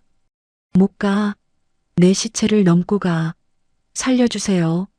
사람 살려요. 병원 사람들이 웅성거리며 모여들었지만 깡패들의 험악한 기세에 눌려 아무도 나서지 못했습니다. 깡패들이 수진을 들어올려 바닥에 내동댕이 치려는 절체절명의 순간이었습니다. 기익. 검은색 승합차 세 대가 굉음을 내며 병원 입구로 들이닥쳤습니다. 문이 열리고 건장한 경호원 10여 명이 쏟아져 나왔습니다. 그 맨 앞에는 오 실장이 서 있었습니다. 오 실장이 쩌렁쩌렁한 목소리로 외쳤습니다. 전원 제 앞에. 한 놈도 놓치지 마라.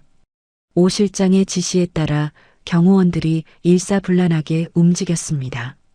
순식간에 깡패들은 바닥에 제압당해 팔이 꺾였습니다.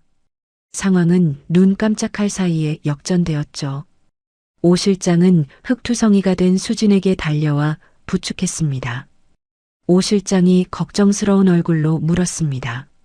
사모님, 괜찮으십니까? 늦어서 죄송합니다.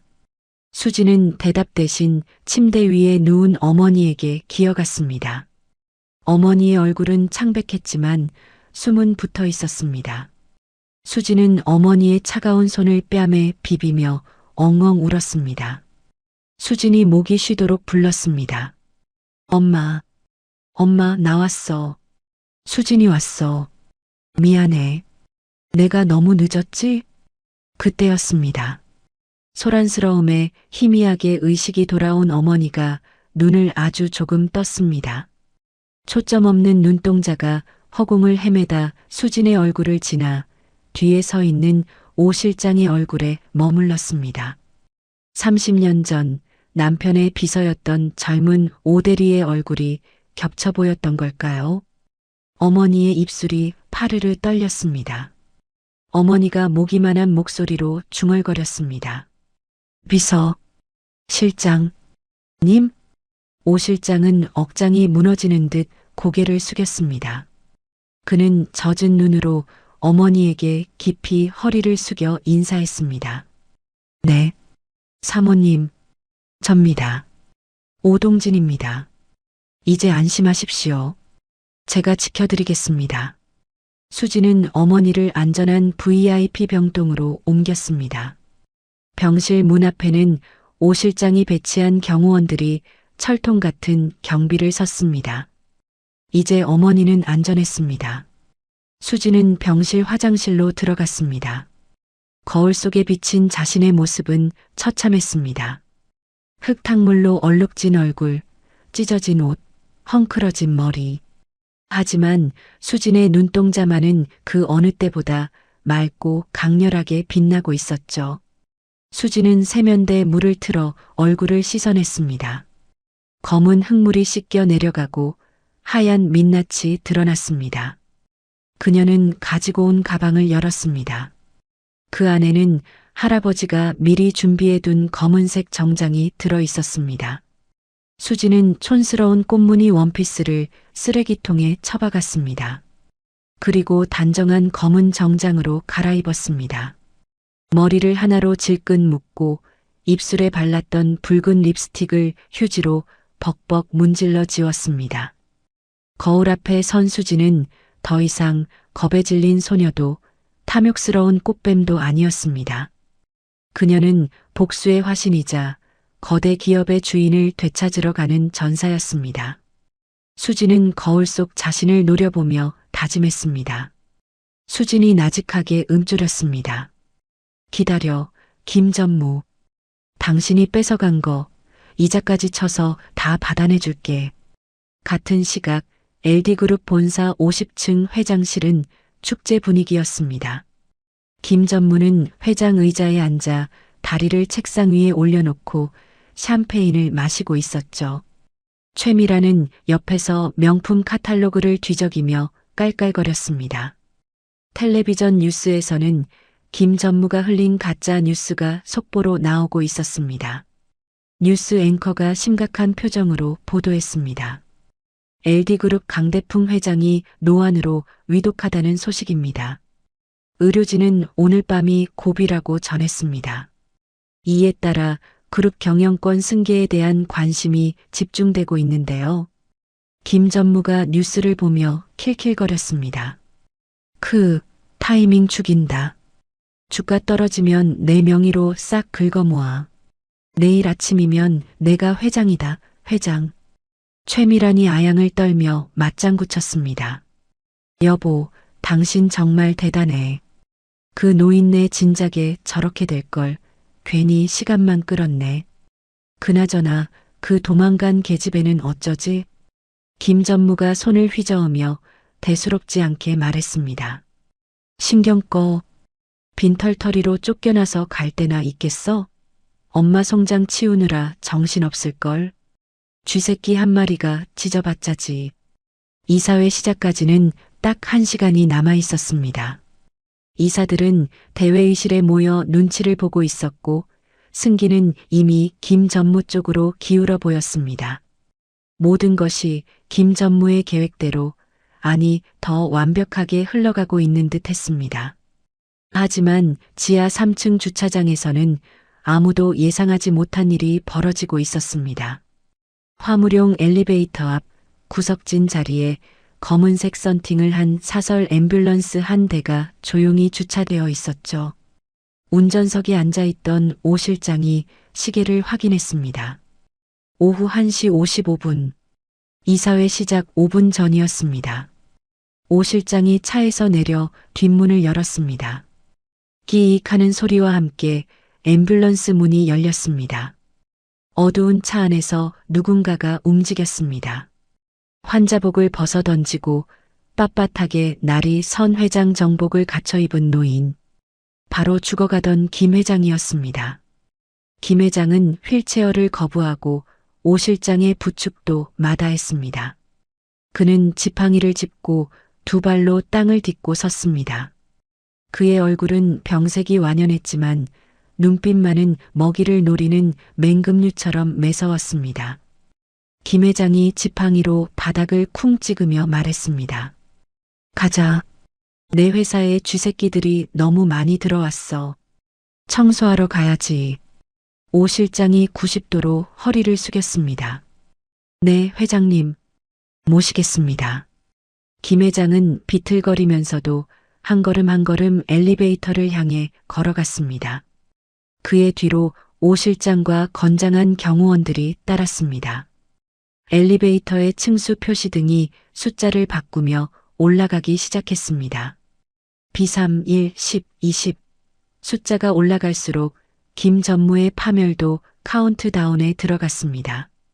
50층을 향해 질주하는 엘리베이터 안에서 김 회장은 굳게 담은 입술 사이로 거친 숨을 골랐습니다. 이것이 그의 생애 마지막 전쟁이 될 것임을 그는 직감하고 있었습니다. 오후 2시 LD그룹 본사 50층 대회의실에는 숨막히는 긴장감이 감돌았습니다. 긴급 소집된 이사들이 긴 타원형 테이블에 둘러앉아 서로의 눈치만 살피고 있었습니다. 상석인 회장 자리에는 아직 아무도 앉지 않았지만 그 바로 오른쪽 자리에 김 전무가 거만한 자세로 앉아 있었습니다. 그는 승리의 샴페인을 너무 일찍 터뜨린 사람처럼 얼굴이 불구죽죽하게 상기되어 있었지요.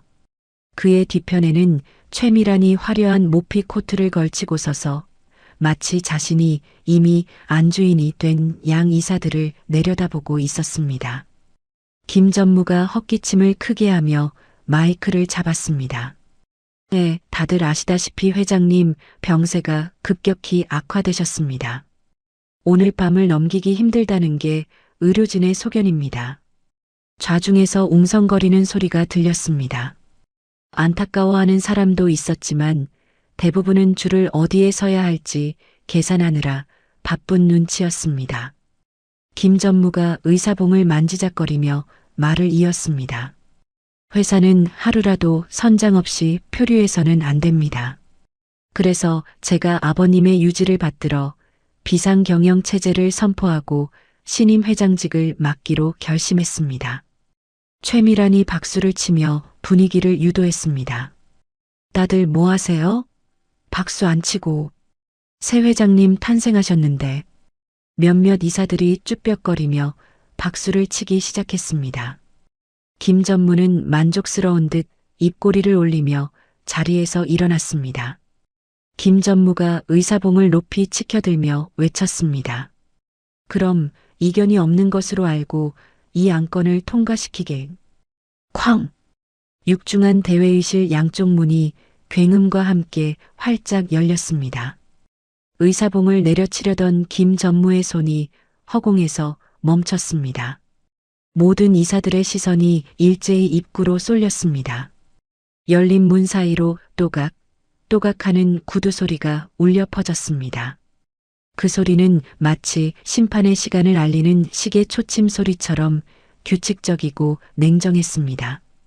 검은 정장을 단정하게 차려입은 수진이 당당하게 걸어 들어왔습니다. 헝클어진 머리는 단정하게 묶였고 겁에 질려 있던 눈동자는 서리빨처럼 차갑게 빛나고 있었습니다. 그녀의 손에는 낡은 가죽 가방 하나가 들려 있었습니다. 김 전무가 당황하여 삿대질하며 소리쳤습니다. 뭐야? 네가 여기 왜 있어? 경비, 뭐해? 당장 저 미친 여자 끌어내. 하지만 문 앞에 서 있던 경호원들은 미동도 하지 않았습니다. 오히려 그들은 수진을 향해 정중하게 고개를 숙여 귀를 터주었습니다. 김 전무의 얼굴이 하얗게 질렸습니다. 최미란이 앞으로 나서며 악을 썼습니다. 이게 미쳤나? 여기가 어디라고 감히 들어와? 썩 꺼지지 못해? 수진은 최미란을 본체만 채하며 테이블 끝까지 걸어와 섰습니다. 그리고 뒤를 돌아 입구를 향해 고개를 숙였습니다. 수진이 쩌렁쩌렁한 목소리로 외쳤습니다. 회장님 입장하십니다. 그 순간 회의실 안의 공기가 얼어붙었습니다. 회장님이라는 단어에 이사들이 벌떡 일어났습니다. 어두운 복도 끝에서 누군가 천천히 걸어오고 있었습니다. 휠체어도 부축도 없었습니다. 최고급 원단의 회장 정복을 입고 한 손에 지팡이를 짚은 김 회장이었습니다. 죽어가던 노인의 모습은 온데간데없고 평생을 기업가로 살아온 호랑이의 기세가 뿜어져 나왔습니다. 김 회장이 지팡이로 바닥을 쿵 찍으며 호통쳤습니다. 누가 감히 내 허락도 없이 이 회사의 주인을 바꾸려 하는가? 그 목소리는 천둥처럼 회의실을 울렸습니다. 김 전무는 귀신이라도 본 듯 다리에 힘이 풀려 의자에 주저앉았습니다. 최미라는 뒷걸음질 치다 협탁 위에 놓인 물컵을 쳐서 깨뜨렸습니다. 쨍그랑하는 파열음이 정적을 깼습니다. 최미란이 덜덜 떨며 중얼거렸습니다. 말도 안 돼. 분명히 의식불명이었는데. 어떻게? 김 회장은 이사들을 한 명 한 명 노려보며 상석으로 걸어갔습니다. 그의 눈빛과 마주친 이사들은 죄인처럼 고개를 숙였습니다. 김 회장이 상석에 앉자 수진이 그 옆에 섰습니다. 김 전무가 믿을 수 없다는 듯 더듬거렸습니다. 아, 아버지. 이게 어떻게 된 겁니까? 위독하시다고. 김 회장이 싸늘하게 웃으며 대답했습니다. 위독? 내 놈이 주는 독약을 받아먹고 죽어주길 바랐겠지. 그래야 내 세상이 될 테니까. 김 전무의 눈동자가 심하게 흔들렸습니다. 독약이라니요? 무슨 섭섭한 말씀을. 저는 영양제를 챙겨드린 것뿐입니다. 그때 수진이 회의실 중앙에 있는 노트북을 조작했습니다. 대형 스크린에 영상 하나가 재생되었습니다. 저택 거실의 CCTV 화면이었습니다. 화면 속 날짜는 바로 며칠 전이었습니다. 최미란이 약통에서 흰색 알약을 꺼내버리고 주머니에서 꺼낸 회색 알약을 채워 넣는 장면이 선명하게 찍혀 있었습니다. 그리고 김 전무가 옆에서 이거 먹으면 노인네 심장 마비로 간다며? 확실한 거 맞지? 라고 묻는 음성까지 고스란히 흘러나왔습니다. 회의실은 경악으로 물들었습니다. 이사들이 웅성거리며 김 전무를 손가락질했습니다. 세상에 폐륜도 저런 폐륜이 없네. 아버지를 독살하려 했다니 짐승만도 못한 놈들. 영상 속 자신의 목소리를 들은 김 전무는 사색이 되어 바닥에 넙죽 엎드렸습니다. 아닙니다. 이건 조작입니다. 저 여자가 꾸민 짓이에요. 저는 모릅니다. 수진이 차가운 표정으로 다음 영상을 재생했습니다. 이번에는 30년 전의 흑백 영상이었습니다. 빗길을 달리는 승용차를 덤프트럭이 고의로 들이받는 블랙박스 영상이었습니다. 그리고 사고 직후 젊은 시절의 김 전무가 트럭 기사에게 돈 봉투를 건네는 장면이 이어졌습니다. 수진이 마이크를 잡고 떨리는 목소리로 말했습니다. 30년 전 제 부모님을 죽인 것도 바로 당신입니다. 후계자 자리가 탐나서 사촌형을 죽이고 기억을 잃은 제 어머니를 길바닥에 버렸죠. 최미란이 악을 쓰며 달려들려 했습니다. 닥쳐. 어디서 소설을 써? 증거 있어? 증거 있냐고. 수지는 가방에서 낡은 장부와 유전자 검사 결과지를 꺼내 높이 들었습니다. 수진이 이사들을 향해 외쳤습니다. 여기 김 전무가 지난 10년 동안 횡령한 비자금 장부와 살인 청부 내역이 있습니다. 그리고 이 서류는 회장님과 저의 유전자 검사 결과입니다. 제가 바로 김 회장님의 유일한 친손녀 강수진입니다. 친손녀라는 말에 회의실이 발칵 뒤집혔습니다. 김 전무는 이제 고개를 들 수도 없었습니다. 모든 죄악이 만천하에 드러난 순간이었습니다. 김 회장이 자리에서 일어나 지팡이를 들고 김 전무에게 다가갔습니다. 그는 바닥에 엎드려 있는 김 전무의 어깨를 지팡이로 내리쳤습니다. 퍽 소리와 함께 김 전무가 비명을 질렀습니다. 김 회장이 피를 토하듯 절규했습니다. 내가 거둔 것은 자식이 아니라 짐승이었다. 내 핏줄을 죽이고 나까지 죽이려 해? 내 놈은 더 이상 내 아들이 아니다. 내 호적에서 파내버릴 것이다. 그때 회의실 문이 다시 열리고 제복을 입은 경찰 특공대가 들이닥쳤습니다. 오 실장이 그들을 인솔했습니다. 오 실장이 경찰에게 김 전무를 가리키며 말했습니다. 저 두 사람입니다. 살인 미수, 특정경제범죄 가중처벌법 위반, 그리고 존속 살해 혐의입니다. 긴급 체포하십시오. 경찰들이 김 전무와 최미란에게 다가가 수갑을 채웠습니다. 철컹하는 금속음이 회의실의 정막을 깼습니다. 최미란은 발버둥을 치며 소리 질렀습니다. 최미란이 경찰의 팔을 물어뜯으려 하며 발악했습니다. 이거 내가 누군지 알아? 나 LD그룹 사모님이야. 변호사 불러. 너희들 다 옷 벗게 할 거야. 하지만 경찰들은 꿈쩍도 하지 않고 그녀를 질질 끌고 나갔습니다. 김 전무는 넋이 나간 사람처럼 축 늘어져 끌려갔습니다. 그의 눈은 텅 비어 있었고 입에서는 끝났다. 다 끝났다. 라는 말만 흘러나왔습니다. 두 악인이 사라지자 회의실에는 무거운 침묵만이 남았습니다. 이사들은 김 회장의 눈치를 보며 숨소리조차 내지 못했습니다. 김 회장은 거친 숨을 몰아쉬며 단상 앞에 섰습니다. 그는 떨리는 손으로 수진의 손을 잡았습니다.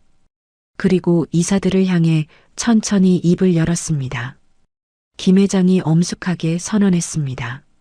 나는 오늘부로 경영 일선에서 물러난다. 그리고 내 모든 지분과 경영권을 나의 유일한 핏줄, 김수진에게 위임한다. 이 아이가 나를 대신해 썩은 곳을 도려내고 회사를 다시 세울 것이다. 불만 있는 자는 지금 나가라. 아무도 나가는 사람이 없었습니다. 잠시 후 한 이사가 자리에서 일어나 박수를 쳤습니다. 그러자 다른 이사들도 하나둘 일어나 기립박수를 보내기 시작했습니다. 우레와 같은 박수 소리가 회의실을 가득 채웠습니다. 수지는 벅차오르는 감정을 주체하지 못하고 눈물을 글썽였습니다. 그녀는 옆에 서 있는 할아버지를 올려다보았습니다. 김 회장은 그제야 긴장이 풀린 듯 수진을 보며 인자하게 미소 지었습니다. 김 회장이 수진의 손등을 토닥이며 속삭였습니다. 고생했다, 내 새끼. 정말 잘했다. 수진은 할아버지의 품에 안겨 참았던 눈물을 터뜨렸습니다. 그것은 슬픔의 눈물이 아니라 승리와 회한이 뒤섞인 뜨거운 눈물이었습니다. 창밖으로 오후의 햇살이 비쳐 들어와 두 사람을 따스하게 감싸 안았습니다. 길고 길었던 어둠의 터널을 지나 드디어 빛이 보이는 순간이었습니다. 하지만 수지는 느낄 수 있었습니다. 할아버지의 손이 미세하게 떨리고 있다는 것을, 그리고 잡은 손에서 식은땀이 배어 나오고 있다는 것을요. 마지막 불꽃을 태운 호랑이의 생명이 서서히 꺼져가고 있었습니다. 모든 폭풍우가 지나가고 일주일 뒤 법원은 김 회장과 수진의 혼인 무효 소송을 받아들였습니다. 동시에 친생자 관계 확인 소송을 통해 수진은 김수진이라는 이름으로 김 회장의 호적에 당당히 이름을 올렸습니다. 이제 그녀는 누군가의 가짜 아내가 아니라 명실상부한 김 회장의 유일한 핏줄이자 손녀가 되었습니다. 서류 정리가 끝나자마자 김 회장은 약속대로 수진의 어머니를 서울 최고의 병원 특실로 옮겼습니다. 국내에서 내로라 하는 간이식 전문팀이 꾸려졌고 수진은 기꺼이 자신의 간을 어머니에게 내어주었습니다. 수술실 앞 수술 중이라는 붉은 등이 꺼지고 의사가 웃으며 나왔을 때 수진은 그 자리에 주저앉아 엉엉 울었습니다. 며칠 후 마취에서 깨어난 어머니는 맑아진 눈으로 세상을 보았습니다. 병실 문이 열리고 휠체어를 탄 김 회장이 들어왔습니다. 어머니의 시선이 김 회장의 주름진 얼굴에 머물렀습니다. 30년의 세월이 흘렀지만 며느리는 시아버지를 단번에 알아보았습니다. 사고의 충격으로 닫혀있던 기억의 문이 활짝 열린 것입니다. 어머니가 링거 바늘이 꽂힌 손을 뻗으며 울먹였습니다. 아버님, 죄송해요. 제가 면목이 없어요. 김 회장은 휠체어에서 내려 며느리의 손을 잡고 볼을 비볐습니다. 아니다. 살아줘서 고맙다. 내 아들 목까지 살아줘서 정말 고맙다. 병실은 눈물바다가 되었습니다. 잃어버린 아들, 기억을 잃은 며느리, 고아로 자란 손녀. 30년 만에 비로소 가족이라는 퍼즐이 완성되는 순간이었습니다. 김 회장은 병실 창가에 앉아 잠든 며느리와 손녀를 바라보며 생애 가장 평온한 시간을 보냈습니다. 그의 입가에는 떠나지 않는 미소가 걸려 있었습니다. 하지만 하늘은 김 회장에게 허락된 시간을 더 늘려주지 않았습니다. 췌장암이라는 병만은 예상보다 훨씬 빠르고 독하게 김 회장의 생명을 갉아먹었습니다. 가족을 되찾았다는 안도감 때문이었을까요? 김 회장의 기력은 하루가 다르게 쇠약해졌습니다.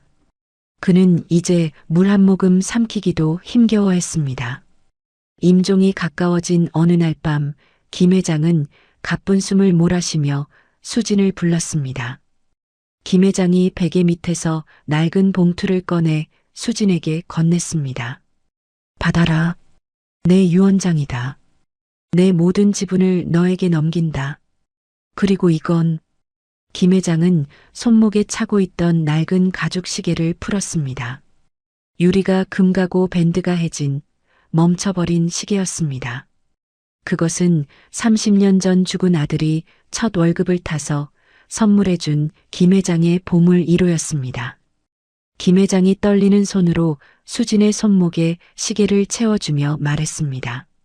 이 하레비 시간은 멈췄지만 너의 시간은 이제 시작이다. 부디 1분 1초도 허투루 쓰지 말고 행복하게 살아라. 수진은 할아버지의 가슴에 얼굴을 묻고 오열했습니다. 할아버지, 가지 마세요. 우리 이제 만났잖아요. 해드릴 게 너무 많은데. 김 회장은 힘겹게 손을 들어 수진의 머리를 쓰다듬었습니다. 그의 손길은 거칠었지만 따뜻했습니다. 김 회장이 마지막 힘을 짜내어 속삭였습니다. 지켜줘서 고맙다, 내 강아지. 울지 마라. 나는 세상에서 제일 행복한 노인네다. 김 회장의 눈꺼풀이 천천히 감겼습니다. 잡고 있던 수진의 손에서 힘이 빠져나갔습니다. 곧이어 심전도 모니터에서 B-하는 기계음이 길게 울려 퍼졌습니다. 대한민국 재계를 호령하던 거인이 사랑하는 가족의 품에서 영면에 든 것입니다. 수진은 할아버지의 식어가는 손을 뺨에 대고 목이 쉬도록 통곡했습니다. 병실 밖에서 대기하던 오 실장도 뒤늦게 소식을 듣고 달려온 의료진도 모두 고개를 숙여 눈물을 훔쳤습니다. 김 회장의 장례식은 대한민국 재계 역사상 가장 성대하게 치러졌습니다. 장례식장 입구부터 복도 끝까지 정재계 인사들이 보낸 화환이 줄을 지었습니다. 수진은 검은 상복을 입고 상주 자리에 섰습니다. 그녀의 왼쪽 팔에는 30년 전 아버지가 차지 못했던 완장이 채워져 있었습니다. 조문객들은 앳된 상주를 보며 수군거렸지만 수진의 의연한 눈빛을 보고는 이내 정중하게 고개를 숙였습니다. 그녀는 더 이상 겁먹은 소녀가 아니었습니다. 거대한 그룹을 이끌어갈 차기 총수의 위엄이 서려 있었습니다. 오 실장이 수진의 곁을 그림자처럼 지키며 말했습니다. 회장님, 마지막 가시는 길 외롭지 않으실 겁니다. 힘내십시오. 수진이 눈시울을 붉히며 고개를 끄덕였습니다. 네. 할아버지가 부끄러워하지 않게 씩씩하게 보내드릴 거예요. 발인 날 운구차가 회사를 한 바퀴 돌 때 수천 명의 직원이 나와 묵념했습니다. 수진은 영정사진을 품에 안고 할아버지가 평생을 바친 회사 건물을 올려다보았습니다. 유리창에 비친 하늘은 눈이 시리도록 파란색이었습니다. 계절이 바뀌고 1년이라는 시간이 흘렀습니다. 세상은 빠르게 변했습니다. 김수진이라는 이름으로 회장직에 오른 그녀는 취임 일성으로 대풍재단 설립을 선포했습니다. 악성 사체로 고통받는 서민들을 구제하고 돈이 없어 수술을 못 받는 난치병 환자들을 지원하는 공익재단이었습니다. 수진이 기자 회견장에서 당당하게 말했습니다. 할아버지께서 남기신 유산은 돈이 아닙니다. 사람을 살리라는 뜻입니다. 저는 그 뜻을 이어갈 것입니다. 카메라 플래시가 터지고 수진의 환한 미소가 뉴스 화면을 채웠습니다. 그녀는 할아버지에게 배운 경영 철학으로 회사를 투명하게 이끌었고 그룹의 이미지는 그 어느 때보다 좋아졌습니다. 반면 차가운 철창 안에 갇힌 악인들의 삶은 비참했습니다. 김전무와 최미라는 각각 징역 15년과 12년을 선고받고 복역 중이었습니다. 교도소 면회실 최미라는 헝클어진 머리에 죄수복을 입고 유리병 너머를 멍하니 바라보고 있었습니다. 영치금 하나 넣어주는 사람이 없어 그녀는 감옥 안에서도 가장 바닥 생활을 해야 했습니다. 옆방에 수감된 김전무와 마주칠 때마다 두 사람은 서로를 향해 으르렁거렸습니다. 김전무가 철창을 사이에 두고 소리쳤습니다. 너 때문이야. 네가 보석 욕심만 안 부렸어도 이렇게는 안 됐어. 최미란이 악을 쓰며 대꾸했습니다. 웃기지 마. 아버님 죽이자고 먼저 꼬드긴 게 누군데? 나가면 가만 안 둘 거야.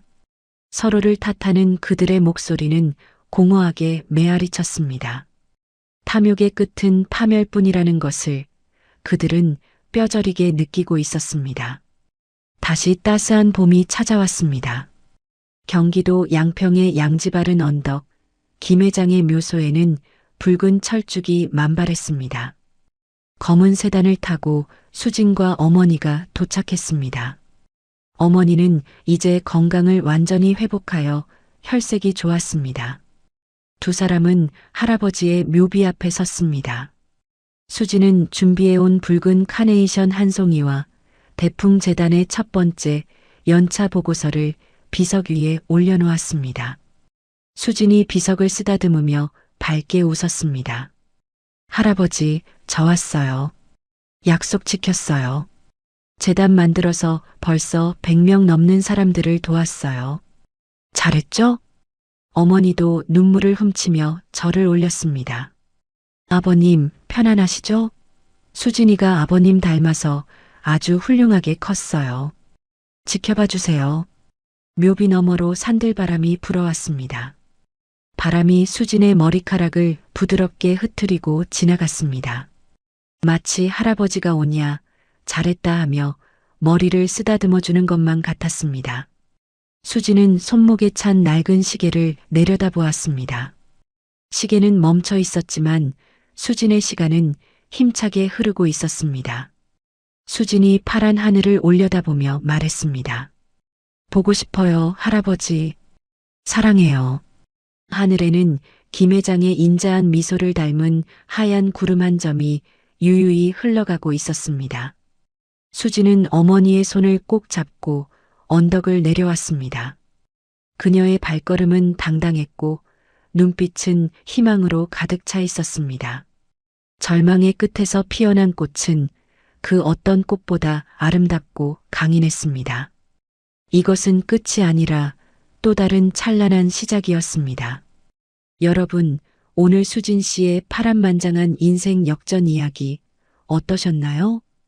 어머니를 살리기 위해 90세 노인과의 결혼이라는 벼랑 끝 선택을 했던 그녀의 효심이 결국 30년 만에 잃어버린 핏줄을 찾는 기적으로 돌아왔습니다. 김 회장님이 남긴 진정한 유산은 1000억대 빌딩이 아니라 손녀가 세상 앞에 당당히 설 수 있게 해준 믿음과 용기가 아니었을까요? 탐욕에 눈이 멀어 천륜을 저버린 악인들은 결국 스스로 판 무덤에 갇혔고 진심으로 서로를 지킨 가족은 찬란한 봄을 맞이했습니다. 비록 할아버지는 떠나셨지만 수진 씨의 손목에 채워진 낡은 시계처럼 그 따뜻한 사랑은 영원히 그녀의 시간을 지켜줄 것입니다. 지금 혹시 긴 어둠의 터널을 지나고 계신 분이 있다면 수진 씨의 이야기를 통해 희망을 놓지 않으셨으면 좋겠습니다. 진심은 언젠가 반드시 통하고 가장 깊은 절망 끝에는 반드시 빛나는 희망이 기다리고 있으니까요. 여러분의 삶에도 언제나 따스한 햇살이 가득하기를 기원합니다. 이야기를 끝까지 들어주신 분이 계시다면 잘 들었다고 댓글 하나만 남겨주세요. 감사합니다.